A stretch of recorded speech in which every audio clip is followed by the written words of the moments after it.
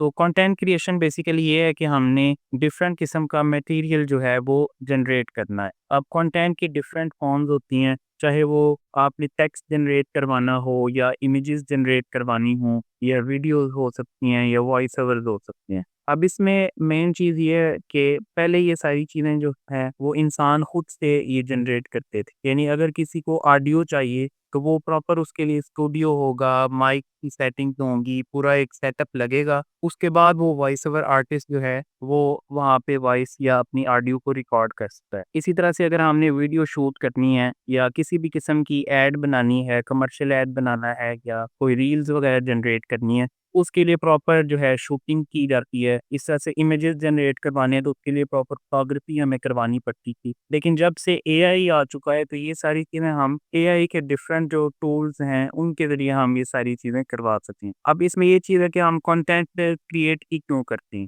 तो उसमें हम वैसे तो हम सोशल मीडिया के लिए कंटेंट क्रिएट करते हैं या अगर कोई ब्रांड हो तो हम उसकी मार्केटिंग के लिए डिफरेंट टाइप की एड बनाते हैं या सोशल मीडिया कैंपेन डिज़ाइन करते हैं या अगर हमें उसी ब्रांड की जो है वो कंप्लीट ब्रांडिंग करनी हो तो उस पर्पज़ के लिए हम कंटेंट को क्रिएट करते हैं। और कंटेंट क्रिएशन का जो हमारा मकसद होता है करने का वो क्या है? वो डिफरेंट इसके मकसद हो सकते हैं, डिफरेंट गोल्स हो सकते हैं कि हम उसके ज़रिए कंटेंट के ज़रिए एजुकेट करना चाह रहे हैं, तो वो एजुकेशनल कंटेंट कहलाएगा। यानी कोई जिस तरह से पॉडकास्ट होते हैं, वो एजुकेशनल पर्पज़ के लिए भी हो सकती हैं और दूसरा जो है वो एंटरटेन करने के लिए भी हो सकते हैं। या अगर किसी कंपनी ने अपनी कोई चीज़ बेचनी हो, सेल करनी हो, तो उसके लिए भी कंटेंट क्रिएट किया जाता है। बेसिकली कंटेंट का पर्पज़ ये होता है कि आपका चाहे कोई ब्रांड, कोई कंपनी है, कोई स्कूल है, यानी किसी भी पर्पज़ के लिए आप जो कंटेंट है, मवाद है, वो अपनी ऑडियंस तक पहुँचाते हैं, तो उसके रिज़ल्ट में आपको जो है सेल्स जनरेट हो सकती हैं। अगर आप कोई चीज़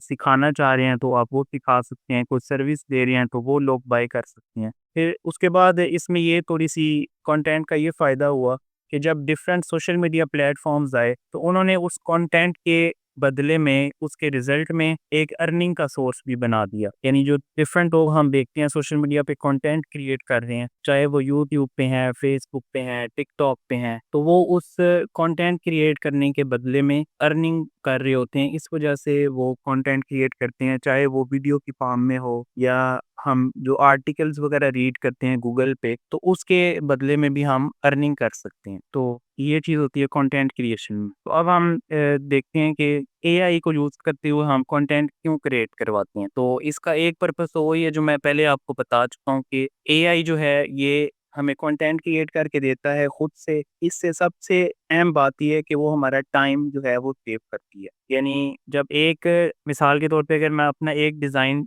फ़ोटोशॉप में डिज़ाइन करता हूँ, उसके लिए मैं आधा घंटा ले सकता हूँ या 1 घंटा लग सकता है मुझे। लेकिन अगर वही सेम चीज़ मैं एआई से बनवाता हूँ, तो वो मुझे चंद सेकंड्स के अंदर यानी 10 सेकंड में, 15 सेकंड में एक अच्छा डिज़ाइन क्रिएट करके दे सकता है। चाहे वो अब आप वीडियो बनवाएँ, वॉइस ओवर करवाएँ, इमेज बनवाएँ, कुछ भी आप क्रिएट करवाते हैं, तो उससे आपका एक तो टाइम बच सकता है और दूसरी चीज़ है वो आपकी कॉस्ट जो है वो बच सकती है। यानी अगर आप कोई टास्क परफ़ॉर्म करवाते हैं डिज़ाइनर से, कोई डिज़ाइन बनवाते हैं, तो वो उसका चार्ज करेगा। अगर वीडियो बनवाते हैं तो उसके लिए भी आपको कोई ना कोई कॉस्ट लगेगी आपको। अगर आप पूरा ऐड बनवाते हैं रहता वो कॉस्टली होगा। यानी कि कुछ ना कुछ आपको पे करना पड़ेगा। लेकिन जब आप वही चीज़ एआई से बनवाती हैं तो आपको वो चीज़ एक किस्म का आप समझ लें फ्री में आपको वो मिल जाती है। और उसके अलावा जो है इसकी हायर क्रिएटिविटी भी होती है, यानी कि वो क्रिएटिविटी इसकी हायर होती है। लेकिन इसमें मैं वही बात कहूँगा कि इसमें क्योंकि हमने एआई को कमांड देनी है, उसको हमने इंस्ट्रक्शन देनी है कि वो क्या चीज़ हमारे लिए जनरेट करके दे। तो वो हम जितना अच्छा तरीके से उसको गाइड करेंगे कि हमें ये चीज़ चाहिए, इस थीम में चाहिए, उसकी कलर स्कीम ये होनी चाहिए, तो वो फिर हमें उसके मुताबिक ही रिज़ल्ट देगा। अगर हम उसको